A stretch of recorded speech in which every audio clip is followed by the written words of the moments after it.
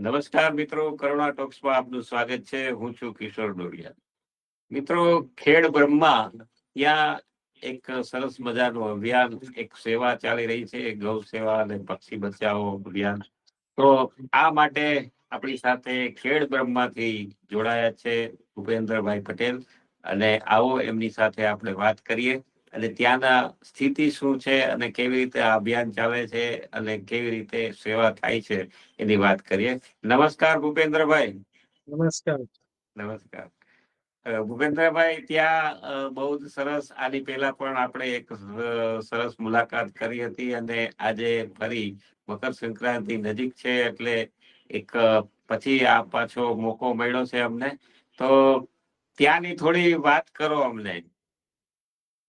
અમે જે અભિયાન ચલાવી રહ્યા છીએ એમાં અમે ગઈ વખતે જેમ આપણે વાત કરી એ વખતે આ વખતે બી અમે 10 જાન્યુઆરી એક પક્ષી બચાવો અભિયાન રેલી કાઢી કે જે રેલીમાં અમારી જીવદયાની ટીમ છે, અમારી સંસ્થાના જે ટ્રસ્ટીઓ છે, બધા જોડે હોય, પ્લસ અમે ફોરેસ્ટના ઓફિસરો જોડે રાખીએ અને 2 સ્કૂલના બાળકો લઈએ, 11-12 ધોરણના બાળકો લઈએ.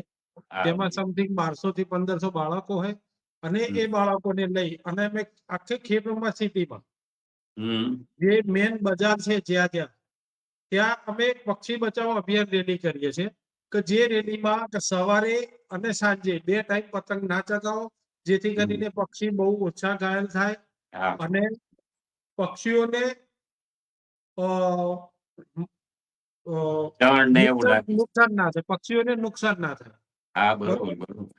પક્ષીઓને નુકસાન ના થાય એ અભિયાન અમે ચાલુ કરે. લગભગ આ અમારું 9મું વર્ષ છે. 9 વર્ષમાં અમે વાત કરીએ તો ગઈ સાલની પાછલા વર્ષોમાં ઘટાડો થતા થતા ગઈ સાલ ફક્ત 18 પક્ષી ગવાયા હતા. બસ જ્યારે અમે અભિયાન શરૂ કર્યું એના પહેલાની વાત કરીએ તો સમથિંગ 100 ની આસપાસ પક્ષી ગવાતા હતા. એટલે એ તમને રિઝલ્ટ સારું મળ્યું છે.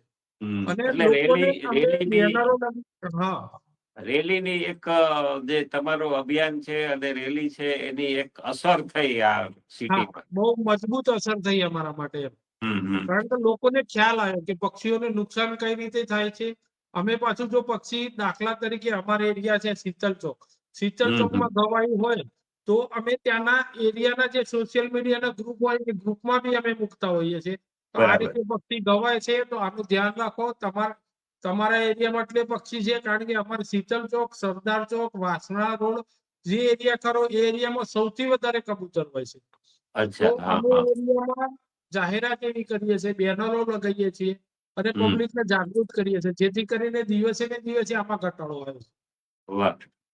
અચ્છા, આ પક્ષી બચાવો અભિયાન દરમિયાન કોઈ એવો કિસ્સો ખરો કે આમ યાદગાર રહી જાય, આપને યાદ રહી ગયો હોય? યાદગાર કિસ્સો તો પક્ષી બચાવો અભિયાન માટે તો મારો તો આ જ મેન છે કે જેના થકી અમને જે રિઝલ્ટ મળ્યું છે તો પક્ષીઓ ઓછા ગવાય છે, એના થકી જે રિઝલ્ટ મળ્યું એ રિઝલ્ટ અમારા માટે બેસ્ટ છે. વાહ, સરસ. અચ્છા, ગૌ સેવાને લગતું કઈ કામ ત્યાં થઈ રહ્યું છે? અમે જે ગૌ સેવાને લગતું અમે એક અભિયાન ચાલુ કર્યું છે કે જે દેશી ગાય છે, આપણો ભારતીય જે દેશી ગાય કહેવાય એ દેશી ગાય માટે એચએફ શું છે, દેશી શું છે, એ જનજાગૃતિ ચલાવી રહ્યા છે. એ નિમિત્તે અમે એક મહોત્સવ બી શરૂ કર્યો છે.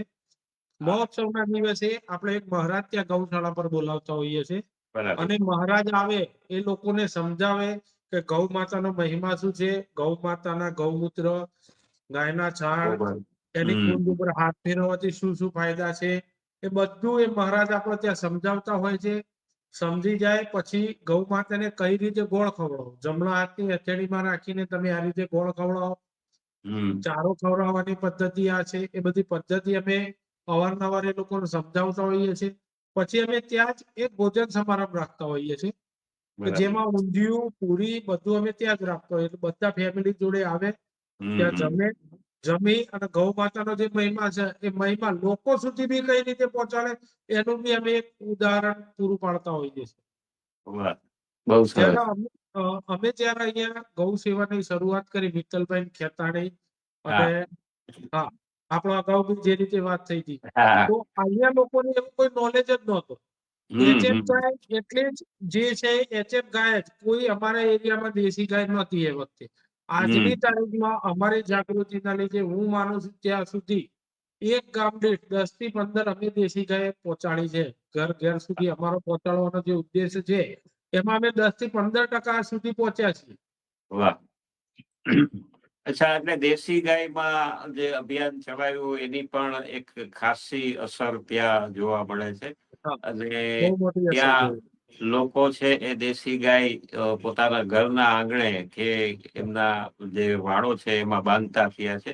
હા. અને અ, ગીર જે આ જે દેશી ગાય છે એ ગાયના ગોબર અને એનું જે દૂધ ને આ બધું છે એનો કઈ રીતે ઉપયોગ આપણે કરીએ છીએ? કઈ એની વ્યવસ્થા કે એવું કઈ છે?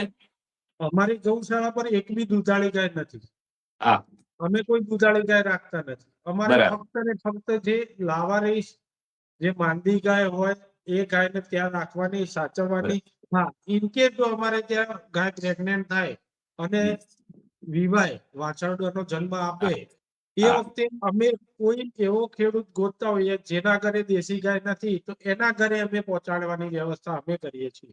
બરાબર. જેથી કરીને એ વ્યક્તિ અને ગરીબ બી હોય ખેડૂત, જે શ્રીમંત ખેડૂતો છે એ ખરીદીને લાવવાના છે પણ જે હા, હા. ગરીબ ખેડૂત છે એ લાવવાનો નથી. એના ઘરે પહોંચે એ અમારો એક મેન ઉદ્દેશ્ય છે. વાહ. આ પણ એક બહુ સરસ આઈડિયા છે આપનો. અને ખાસ આ જે લોકોના ઘર સુધી, જે ખાસ કરીને જે ખેડૂતો લઈ શકતા નથી, ખરીદી શકતા નથી, એમને ત્યાં આ ગાય પહોંચે એ બહુ જરૂરી છે. અને દેશી ગાય આ જ રીતે આપણે બચાવી શકીશું. આ સિવાય આપ જે કહેવા માંગતા હોય અમારી ચેનલના માધ્યમથી તો કહી શકો છો. હું તો એ જ કહેવા માંગુ છું લોકોને કે ઉત્તરાયણ નિમિત્તે ખાસ સાચવજો, પોતાના બાળકોનું ધ્યાન રાખજો. પ્લસ મારું એક બીજી ખાસ વિનંતી છે બધાને કે જે સવારનો સમય અને સાંજનો સમય બને ત્યાં સુધી આપણે પતંગ ઉડાડવાનું ટાળીએ, જેથી કરીને અબોલ પશુ પક્ષીઓને નુકસાન ના થાય. બીજી એક ખાસ વાત, ઉત્તરાયણના દિવસે તમે જીવ દયા કરો. સિટીઓ વાળા લોકો ગૌ માતાને ખવડાવે છે, પક્ષીઓને ખવડાવે છે, કૂતરાને ખવડાવે છે. પણ એક એટલું ખાસ ધ્યાન રાખો કે તમે જે લાપસી બનાવો છો, ખીરો બનાવો છો, જે લિમિટેડમાં એક ગૌ માતાને 200 થી 500 ગ્રામથી વધારે ના ખવડાવશો, બરાબર. જેથી કરીને ગૌ માતાને આભરાની સમસ્યા ના થાય. એક ખાસ ધ્યાન રાખવા જેવું છે. બીજી એક વાત, જો તમારે ખરેખર જીવદયા કરવી જ હોય તો તમારા શહેર, તમારા ગામના નજીક બીજી કોઈ પણ ગૌશાળામાં તમે જઈ શકો છો. વધારાની લાપસી તમે ત્યાં ખવડાવો, એ વધારે અનુકૂળ છે. અને બજારમાં રખડતી ગાયને બને ત્યાં સુધી તમે ઓછું ખવડાવો, જેથી કરીને આભરાની સમસ્યા ના થાય. કારણ કે ગૌ માતાની પેટમાં ઓલરેડી 10, 20, 30, 50, 60, 70 કિલો સુધી પ્લાસ્ટિક અમે કાઢેલા છે. એ પ્લાસ્ટિક હોય જ છે, જેના કારણે ગૌ માતાને વધુ પડતું નુકસાન થાય છે. તો એક વાત ખાસ ધ્યાન રાખવા જેવી છે. વાહ. તો ખૂબ સરસ. આશા રાખીએ કે આપની જે અપીલ છે એ અમારા દર્શકો સુધી પહોંચે અને ખાસ એમનો અમલ પણ કરે. આપ અમારી સાથે જોડાયા, ખેડ બ્રહ્માથી ખાસ સમય ફાળવ્યો અને આ ગૌ સેવાની ને પક્ષી બચાવ અભિયાનની વાત કરી. આપનો ખૂબ ખૂબ આભાર. ખૂબ ખૂબ આભાર. ધન્યવાદ. જીવો જીવદયા. ધન્યવાદ.